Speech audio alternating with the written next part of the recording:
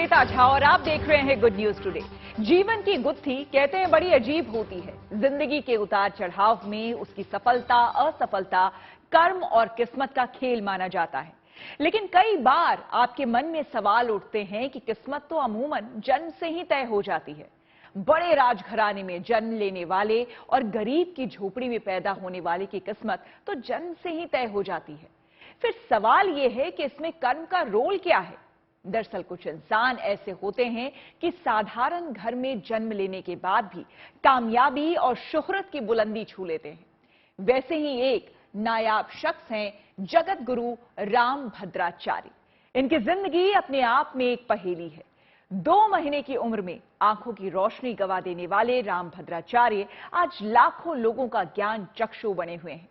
इनके बारे में बहुत सी अनकही कहानियां हैं, जिसे जानेंगे तो आप कह उठेंगे कि बंदे में है दम।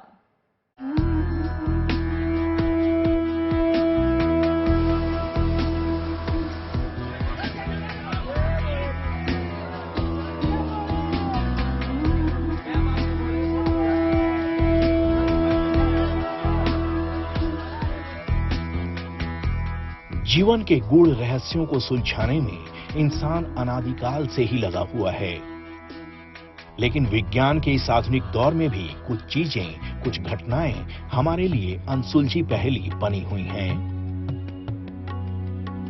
ये पहेली उस दिन और उलझ गई जब अमरनाथ यात्रा पर गए श्रद्धालुओं ने अपने बीच पालकी पर सवार धर्म चक्रवर्ती तुलसी पीठाधीश्वर जगत गुरु स्वामी राम भद्राचार्य जी को देखा। राम भद्राचार्य जी अमरनाथ की पवित्र गुफा में विराजमान बर्फ स्वरूप देवाधिदेव महादेव का दर्शन करने आए थे। स्वामी जी को अपने बीच पाकर आम श्रद्धालुओं के मन में कई सवाल उठने लगे। सवाल ये कि जो इंसान नेत्रहीन है वो बाबा बर्फानी के दर्शन कैसे करेगा, और अगर वो अपनी अंतर्दृष्टि से सब कुछ देख लेते हैं तो फिर अमरनाथ आने की क्या जरूरत। इन उलझे सवालों के जवाब जानने के लिए आपको भारत की आध्यात्मिक चेतना के अथाह समंदर में उतरना पड़ेगा, जहां यह माना गया है कि जिन आंखों से हम दुनिया को देखते हैं उसकी एक निश्चित सीमा है, लेकिन हर इंसान की एक अंतर्दृष्टि होती है जो माया के पर्दे से ढकी रहती है। मन रूपी आईने पर लगी विषय रूपी काई जब साफ हो जाती है तो ज्ञान की आंखें खुल जाती हैं। पवित्र गुफा के दर्शन करने से मुझे जी, और भले मैं न देख रहा था पर भगवान को भी तो मन था मुझे देखने का जी, इसलिए गया था। आध्यात्मिक दुनिया में गहरे उतर चुके साधक ये मानते हैं कि स्वामी राम भद्राचार्य का प्रज्ञा चक्षु उनके बालकाल में ही खुल गया था। इस सत्य को तो राम जन्मभूमि मामले की सुनवाई करने वाली पीठ के सभी न्यायाधीशों ने भी न सिर्फ स्वीकार किया था बल्कि उनकी अलौकिक मेधा को देखकर पूरी पीठ आश्चर्य में पड़ गई थी।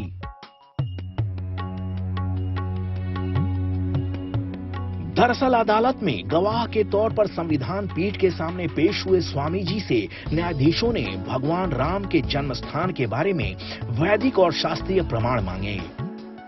2 महीने की नादान अवस्था में ही नेत्रहीन हो जाने वाले राम भद्राचार्य जी ने जब प्रमाण देने शुरू किए तो कुछ क्षणों के लिए माननीय न्यायाधीशों को अपनी आंखों पर यकीन नहीं हुआ। जगत गुरु राम भद्राचार्य ने अथर्ववेद के 10वें कांड के 31वें अनुवाक के दूसरे मंत्र का हवाला देते हुए भगवान राम के जन्म का वैदिक प्रमाण दिया। इसके अलावा उन्होंने ऋग्वेद की जैमिनीय संहिता के जरिए राम जन्मभूमि का सटीक ब्यौरा अदालत के सामने पेश कर दिया। हैरान परेशान पीठ ने अदालत में वो ग्रंथ मंगवाए। स्वामी जी के कहे अनुसार उसके अध्याय खोले गए और उसमें वो सब कुछ पाया गया जो राम भद्राचार्य जी ने कहे थे। मुस्लिम लीग ने कहा था यू आर ज्वाइंट पावर। स्वामी राम भद्राचार्य ने वेद, पुराण और शास्त्रों से 441 ऐसे प्रमाण दिए जिससे राम जन्मभूमि ठीक वहीं साबित होती है जिसे तब तक विवादित स्थल माना जाता रहा। इसमें कोई संदेह नहीं कि जगत गुरु रामभद्राचार्य की प्रामाणिक और अकाट्य गवाही राम जन्मभूमि फैसले में मील का पत्थर साबित हुई। जो हमारे न्यायमूर्ति गण थे वो ये मानने लगे कि हाँ, पुराण में जो कहा गया है करीब करीब वो ठीक है। इसीलिए उस निर्णय में ये लिखा गया कि हमारी आर्गुमेंट को देख करके और अब मुक्तेश्वरानंद जी का और रामभद्राचार्य जी का भी नाम देके कि इससे ये साबित हो जाता है कि जन्मभूमि तो वही है। अब आपके मन में ये सवाल होगा कि जिसकी सांसारिक आंखें 2 महीने की उम्र में ही जा चुकी हों, वो इतने सारे अथाह वैदिक और शास्त्रीय प्रमाणों को कैसे अपने दिमाग में सजोए हुए है। आप दंग रह जाएंगे जब ये जानेंगे कोर्ट में गवाही तो रामभद्राचार्य जी के अद्भुत अलौकिक ज्ञान सागर का एक छोटा सा हिस्सा भर है। रामभद्राचार्य जी को संपूर्ण गीता और रामचरितमानस समेत 1.5 लाख से ज्यादा अत्यंत दुरूह और कठिन श्लोक कंठस्थ याद हैं। आपकी हैरानी तब और बढ़ जाएगी जब आप ये जानेंगे कि उन्हें ब्रेन लिपि बिल्कुल नहीं आती। तब कैसे इतना सब कुछ समाया हुआ है उनके मन मस्तिष्क में। कहा जाता है कि ये सब कुछ उन्होंने सुनकर याद किया है, लेकिन बात इतनी ही नहीं है। कुछ तो रहस्य है उनके विराट व्यक्तित्व में, जहां तर्क बुद्धि तिरोहित हो जाती है। चित्रकूट से संतोष वंशल के साथ bureau report, good news today. Swami Rambhadracharya ज्ञान के अथाह सागर हैं, लेकिन सवाल है कि 2 महीने की उम्र में नेत्रहीन हो जाने के बाद उन्होंने कैसे अर्जित किया इतना अथाह ज्ञान कि आज बड़े बड़े सूरमा भी इनके सामने नहीं टिक पाते।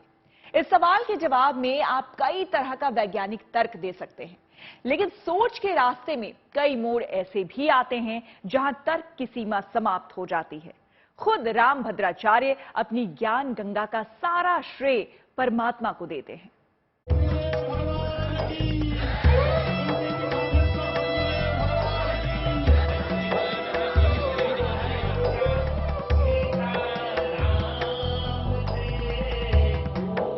जिनको ये भी ज्ञान नहीं है कि गेहूं बोया जाता है, ये दुनिया विस्मयकारी रहस्यों से भरी हुई है। बोया जाता है।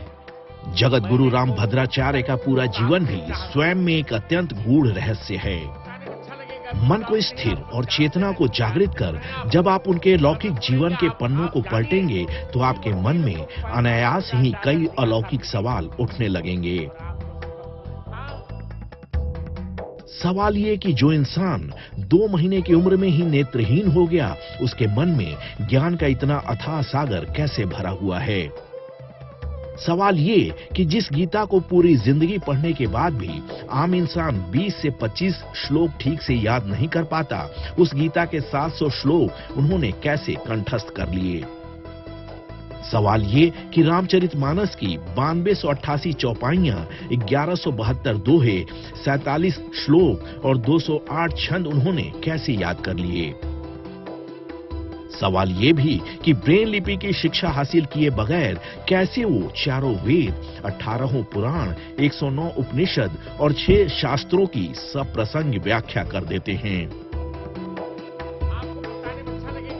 सिर्फ वेदों का विस्तार इतना व्यापक है कि कोई प्रतिभावान इंसान पूरी जिंदगी उसके लिए समर्पित कर दे तो भी उसकी पकड़ वैसी नहीं हो पाएगी जितनी स्वामी रामभद्राचार्य की है। स्वामी जी की पकड़ तो सनातन के दूसरे ग्रंथों पर भी उतनी ही मजबूत है। आखिर कैसे संभव है ये? सुनिए क्या कहते हैं रामभद्राचार्य जी इसके बारे में। जाकी कृपा पंग गिर लंघे, अधरे को सब कुछ दर्शाई, बहिरो सुने मुख पुर बोले, रंग चले छत्र तराई। सूरदास स्वामी करुणा में बार बार बंदौती पाई। केवल परमात्मा की कृपा से सब संभव होता है। कुछ तो होता है गूढ़ जन्म और जन्मांतर के संयोग में, कुछ तो होता है गूढ़ तल पर तैरती जिंदगी और उसकी बेपनाह गहराइयों में अदृश्य प्रारब्ध के योग में, कुछ तो होता है गूढ़ जगदीश के दर्शन और जगत के प्रदर्शन के लोभ में, वरना 3 साल का नेत्रहीन बच्चा साकार ब्रह्म के भक्ति रस में पगी ऐसी कविता नहीं गढ़ सकता जैसी रामभद्राचार्य ने गढ़ दी है। महज 3 साल की उम्र में रामभद्राचार्य जी ने अपनी पहली कविता की रचना कर दी थी। कविता का भाव यह है कि ब्रज की गोपियां नटखट नंदलाल का उलाहना लेकर मैया यशोदा के पास जाती हैं और मैया यशोदा उन गोपियों से उल्टे सवाल पूछती हैं। मेरे गिरधारी जी से काहे लरी, तुम तरुणी मेरो गिरधर बालक काहे भुजा पकड़ी, सुसुकी सुसुकी मेरो गिरधर रोअत तू मुस्कात खरी, तू अहिरिन अतिशय झगरारू बरबस आए खरी, गिरधर कर गही कहत जसोदा आचर ओट करी। इसे आप चमत्कार कह सकते हैं, इसे आप किसी बालक की जन्मजात मेधा कह सकते हैं, कुछ भी कहें, लेकिन आप ये जरूर जान लीजिए कि जन्म से नेत्रहीन नहीं थे रामभद्राचार्य। 2 महीने की अवस्था में तकलीफ होने के बाद इनकी आंख में अनजाने ही ऐसी दवा डाल दी गई जिसका रिएक्शन हो गया और उनकी आंखों की रोशनी चली गई। उन दिनों कोई चिकित्सा की व्यवस्था थी नहीं। एक वृद्धा महिला ने उपचार करना चाहा तो उपचार ही हो गया जी। और वो वरदान सिद्ध हुआ, सब तो लीला है भगवान की। जरा सोचिए कि रामभद्राचार्य आज हिंदी, संस्कृत, अवधी, मैथिली समेत न सिर्फ 22 भाषाओं के जानकार हैं, बल्कि उनमें पारंगत भी हैं। अब तक उन्होंने 4 महाकाव्यों समेत 80 से ज्यादा अनमोल ग्रंथों की रचना की है। रामचरितमानस पर हिंदी में भाष्य की रचना की है। प्रस्थानत्रयी शास्त्रों पर संस्कृत में टीकाएं लिखी हैं। लौकिक आंखों के बिना इतनी सारी रचनाओं का कोई लॉजिकल आधार ढूंढ पाना आसान नहीं है। फिर भी जिज्ञासा तो होती है कि इतने अथाह ज्ञान को किस माध्यम से अर्जित किया। कहा यह जाता है कि जब रामभद्राचार्य महज 5 साल के थे तो अपने पड़ोसी पंडित मुरलीधर मिश्र से सुनकर महज 15 दिनों में पूरी गीता याद कर ली और साल 1955 में जन्माष्टमी के दिन उसका पाठ भी किया। स्वामी जी जब 7 साल के थे तो अपने दादाजी से सुनकर सिर्फ 60 दिनों में पूरा रामचरितमानस याद कर लिया और साल 1957 में रामनवमी के दिन अनवरत उसका पाठ संपन्न किया। कहा जाता है कि इसी तरह उन्होंने सुन सुनकर संस्कृत और हिंदी के सारे व्याकरण सीख लिए, वेद, पुराण, उपनिषद, शास्त्र वगैरह याद कर लिए। हालांकि ये सब जानकर हमारी सतही जिज्ञासा ही शांत हो सकती है। आम इंसान हर दिन न जाने कितनी ही चीजें सुनता है, लेकिन क्या वो उसका 1% भी अपने दिमाग में स्टोर कर पाता है? चित्रकूट से संतोष बंसल के साथ bureau report, good news today. क्या जो दिव्य पुरुष होते हैं परमात्मा के साथ समय समय पर उनका साक्षात्कार होता रहता है?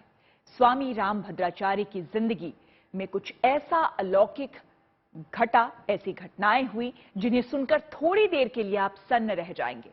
आप ये सोचने पर मजबूर हो जाएंगे कि कुछ तो है ऐसी अदृश्य शक्ति जो दिखती नहीं है, लेकिन वक्त वक्त पर अपने खेल से अपनी मौजूदगी दर्ज कराती रहती है।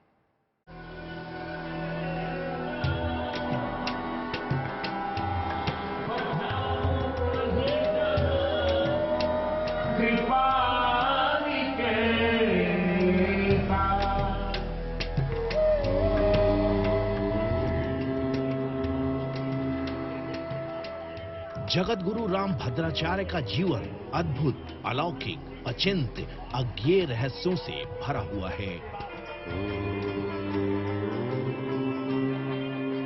वे एक ऐसे महामानव हैं जो हर वक्त भाव समाधि में डूबा रहता है।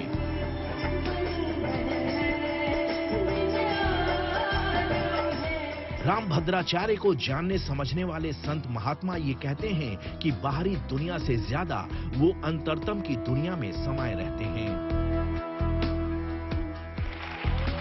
अपनी अंतर्दृष्टि से परमात्मा की गूढ़ लीला का अखंड रसास्वादन करते रहते हैं। यही वजह है कि उनकी भावनाएं उतनी ही निर्मल, निष्कपट है जितनी एक 4-5 साल के बच्चे की होती है।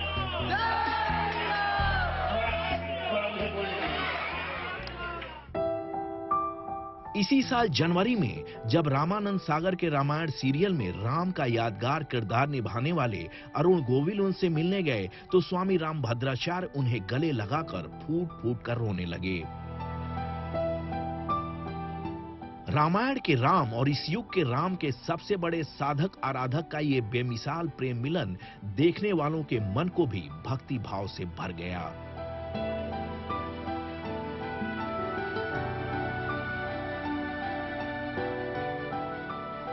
आज बसो शबरी घर रामा, आज बसो शबरी घर रामा, शबरी राम के आवत देखें, माटी ते लिपवाई रही धामा। लोक गायिका मालिनी अवस्थी मीठे बेर लेकर जब स्वामी रामभद्राचार्य के पास पहुंची और शबरी के मन के गीत उन्हें सुनाने लगी तो स्वामी जी की आंखों से धारा प्रवाह अश्क निकलने लगे। भोग लगा रामभद्राचार्य की अलौकिक आंखों से निकलते इन आंसुओं को उनके चेहरे पर बिखरे शुद्ध सात्विक निर्मल भाव को महसूस कीजिए। आपको एहसास होगा कि 70 पार का बुजुर्ग इंसान नहीं, 5 साल का मासूम बच्चा निष्कपट विलाप कर रहा है। बहुत रुलाते हैं।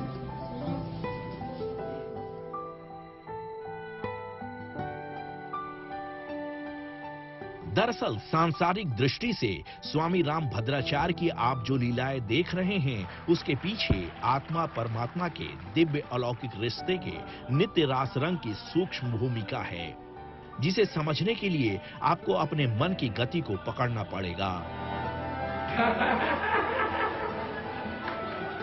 जानकार बताते हैं कि रामभद्राचार्य जिस मनोभूमि में नित्य विलास करते हैं वहां ईश्वर के सारे गूढ़ और सूक्ष्म रहस्य प्रत्यक्ष होने लगते हैं। एक घटना से समझने की कोशिश करते हैं। भगवान श्री सीताराम जी भगवान की। एक बार रामभद्राचार्य अपनी साधना में लीन थे। उसी दौरान उन्हें तेज लघु शंका का एहसास हुआ। तब आसपास कोई नहीं था और नेत्रहीन होने के कारण खुद से शौचालय तक जाना उनके लिए मुमकिन नहीं था। हालात जब बेकाबू होने लगे तो रामभद्राचार्य ने अत्यंत दीन भाव से भगवान को याद किया। उसी समय उनके ख्वाब में एक नन्हा दिव्य विलक्षण बालक प्रकट हुआ और उनकी उंगली पकड़कर उन्हें शौचालय तक ले गया और निवृत्त होने के बाद उन्हें साधना कक्ष तक वापस पहुंचाने के बाद अंतर्ध्यान हो गया। निवृत्त हुआ, मां हाथ मुंह धोया, फिर उस बालक ने हाथ पकड़कर मेरा ले आकर मेरे बिस्तर पर छोड़ा। मैंने उसे पकड़ने का हाथ तो लापता हो गया। और वहां मंदिर भी बन रहा है जी, बाल रूप राम जी का। इसी तरह की कई और दिव्य विलक्षण घटनाएं उनकी जिंदगी से जुड़ी हुई हैं। बस आप इतना समझ लीजिए कि लोगों के मन की बात जान लेने का दावा करने वाले और धाम पर पहुंचे श्रद्धालुओं की पर्ची बनाने वाले बागेश्वर पीठ के पीठाधीश्वर पंडित धीरेन्द्र शास्त्री स्वामी रामभद्राचार्य को न सिर्फ अपना गुरु मानते हैं बल्कि अपनी सारी उपलब्धियों के पीछे उनका हाथ बताते हैं। भगवान के सामने क्या बोले, कहाँ गुरुदेव सदगुरुदेव भगवान सूर्य, और वर्तमान समय में यूं कहा जाए तो अतिशयोक्ति नहीं, सनातन धर्म की धुरी पूज्यपाद सदगुरुदेव भगवान हैं, जिन्होंने ऐसा सनातन का झंडा गाड़ दिया है जो अपने आप में एक ऐसा युग हो गया है। पूज्यपाद गुरुदेव भगवान की ऐसी वाणी हम आप सबको सुनने को मिल रही, ऐसे आज भाव गुरुदेव भगवान के प्रकट भय कि क्या कहना। अष्टपर ही गुरुदेव भगवान ऐसे बोले कि मानो साक्षात गोस्वामी तुलसीदास जी ही अपने भावों को बता रहे। सीता को मनाना खेल नहीं। कौन सी शक्ति है स्वामी रामभद्राचार्य के पास?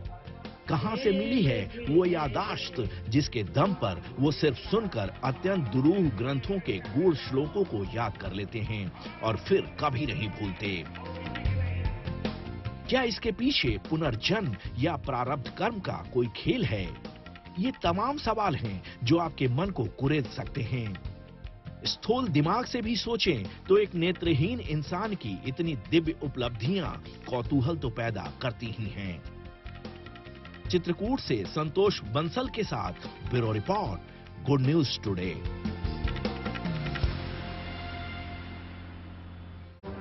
तो इसी के साथ हमारी इस खास पेशकश में मेरे यानी कि श्वेता झा के साथ फिलहाल इतना ही।